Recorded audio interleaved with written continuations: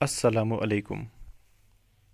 क्या आप कभी हैरान हुए इस बात को लेकर कि मुख्तलिफ़ चीज़ें हमें मुख्तलिफ़ कलर की क्यों नज़र आती है, या हम मुख्तलिफ़ कलर्स को कैसे देख पाते हैं? अगर कभी हैरान हुए हो तो ये वीडियो ज़रूर देखें।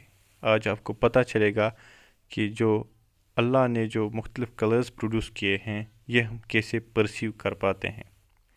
इससे पहले मैं आपको ये बताऊं कि कलर हम कैसे विजुलाइज करते हैं या परसीव करते हैं।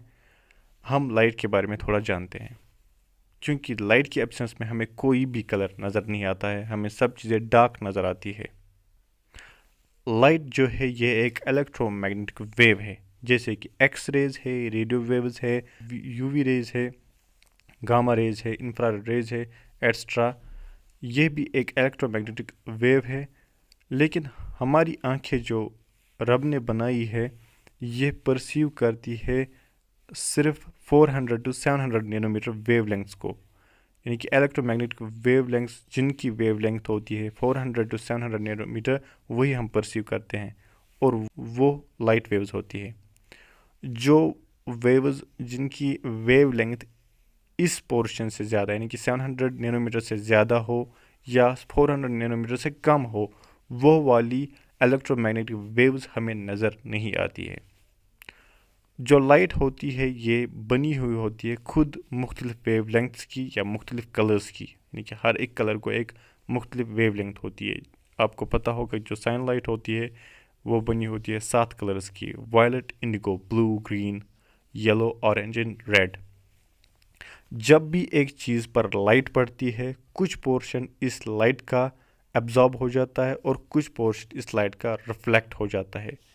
जो पोर्शन लाइट का रिफ्लेक्ट हो जाता है वो हमारी आँखों तक पहुंच जाता है, और हमारी आँखों में एक बैक साइड में एक स्क्रीन होती है, एक पर्दा जैसा होता है, उसे हम रेटिना कहते हैं।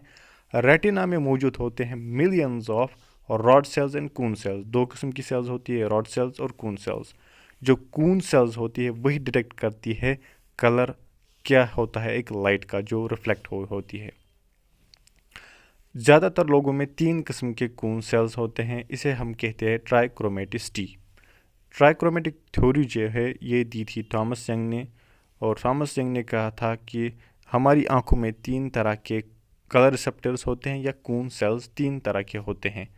और एक तरह की जो कून सेल्स होती है वो ब्लू कलर में सबसे ज़्यादा सेंसिटिव दिखाते हैं, और एक ग्रीन कलर में सबसे ज़्यादा सेंसिटिव होते हैं, और एक रेड कलर में सबसे ज़्यादा सेंसिटिव होते हैं। मतलब जब ब्लू लाइट आंखों तक पहुंच जाती है, एक तरह की कून सेल्स होते हैं सबसे ज़्यादा एक्टिवेट होती है, नर्व इम्पल्स जनरेट करती है। दूसरी तरह की ग्रीन में और रेड कलर में सेंसिटिव होते हैं। जब भी एक लाइट हमारी आंखों तक पहुंच जाती है तो ये तीनों एक्टिवेट हो जाते हैं।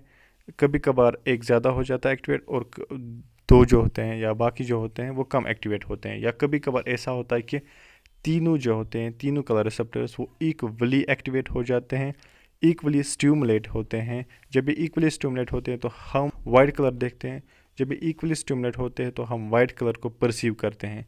अगर ये अनइक्वली एक्टिवेट होते हैं तो हमें मुख्तलिफ कलर नज़र आते हैं। वो डिपेंड होता है फिर कौन सी वाली कौन सेल्स ज़्यादा एक्टिवेट हुई होंगी।